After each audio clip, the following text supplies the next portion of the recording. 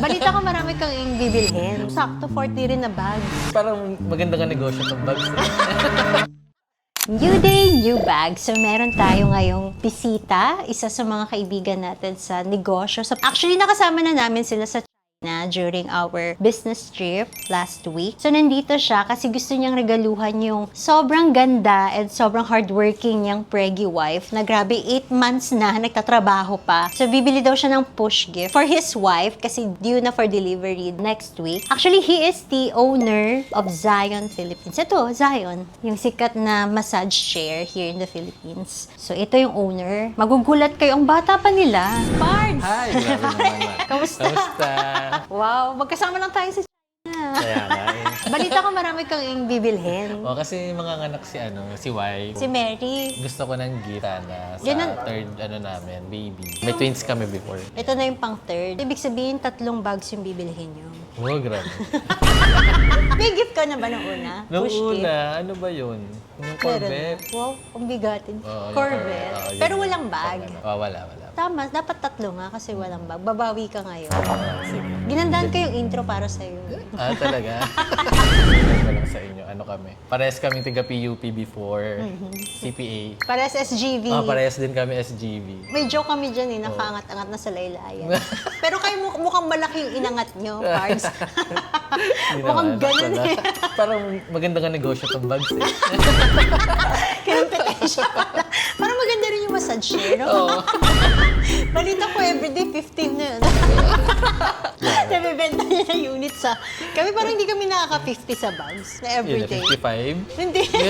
Mahaba yung name mo, di ba? Kelvin P. Cruz, CPA MBA. Madudugtungan pa, di ba? PhD. Niisip ko pa nga eh. Parang ibang ano naman. Ngayon nag-aaral ako pero sa SMU siya. Singapore Management University. Grabe. Pero AI. Actually, kayo ni Mary, yung hiling niya mag-aral eh. Oo, lalo na si Mary. Malapit na siyang makagraduate sa DBA niya. Double doctorate degree. Parang may nag-joke sa akin dati na gusto niya mahaba yung name niya para daw sa lapid. Kapag binasa. Grabe naman siya. Bawal makishare sa Pero bakit? Ba't mahilig kayo mag-aral?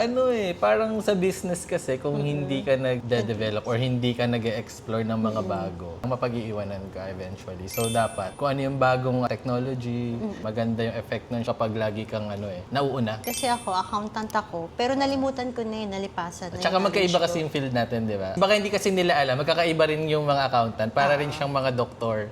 May doktor ng mata, may doktor ng puso. Field. Merong finance, merong taxation, ayan si Miss J. Tax Ikaw accountant. Sa audit, internal controls, ganun.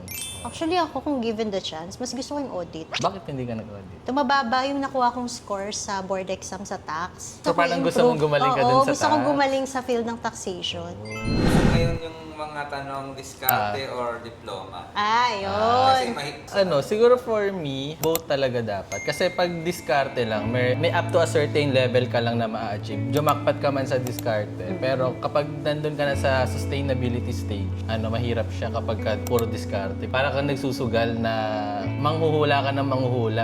Unlike kapag may mga professionals ka. Hindi man ikaw, mag-hire ka ng someone na mas magaling sa'yo na professional. Para ikaw, kung diskarte ka, yun yung diploma mo. Yung mga magagaling na tao. Paano nag-start yung Zion? Kasi nakita namin siya nasa malls na eh.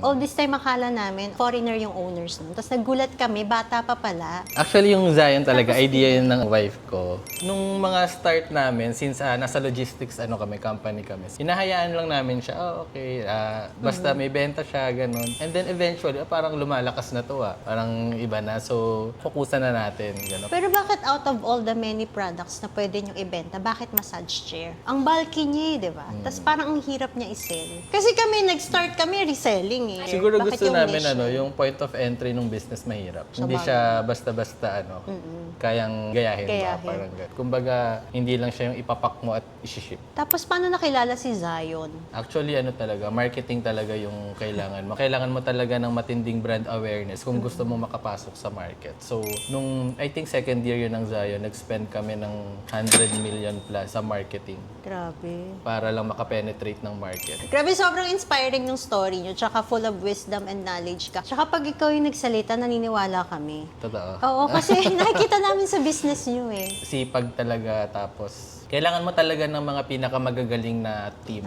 mahal nila yung work nila, tapos magaling talaga. Kailangan ng magaling na tao. Aside from Zion, ano pa yung iba yung mga business venture ngayon? Meron kami nung KPC import.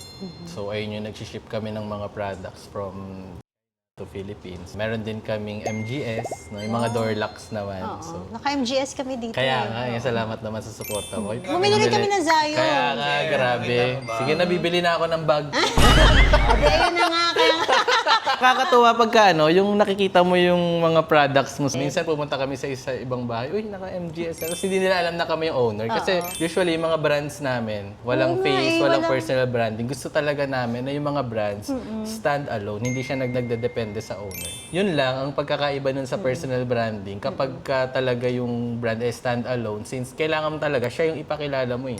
And hindi rin magva-viral yung mga content na yung negosyo. Kasi ayaw ng tao ng mga ninenegosyo mo sila eh. Correct. So, hindi magba-viral talaga pag brand alone. So, kaya sobrang gastos magpasikat ng isang brand na walang face. Tsaka ang hirap magkaroon ng own brand na papasikatin mo. Oo. Na magiging household name. Oo, Actually, si sobrang Zion, hirap. household name na siya. Wow, talaga. Oo, di ba pag sinabing Zion, massage chair, alam agad. Ako. Nakakatuwa naman. Dati pangarap namin yun eh. Kapag alam yung Zayo, hindi mo na i-explain, yung nagmamassage. Yung nasa mall, yung hinuhulugan. Oo. Dahil dyan, marami na pala kayong business. So, sakto, marami ka rin bibilhin na bag. Di ba 40 yung businesses niyo? Yung mga brands, So, dahil may 40 brands, no? So, sakto, 40 rin na bags yung grabe. bibilhin. Para magpo 40 days ako agad. Ilan ba? Tignan Tama, natin tatlo. yung mga yung mga recommendations mo na. 1,265,000 pesos, 595,000 pesos, 465,000 pesos. Ito naman 180,000.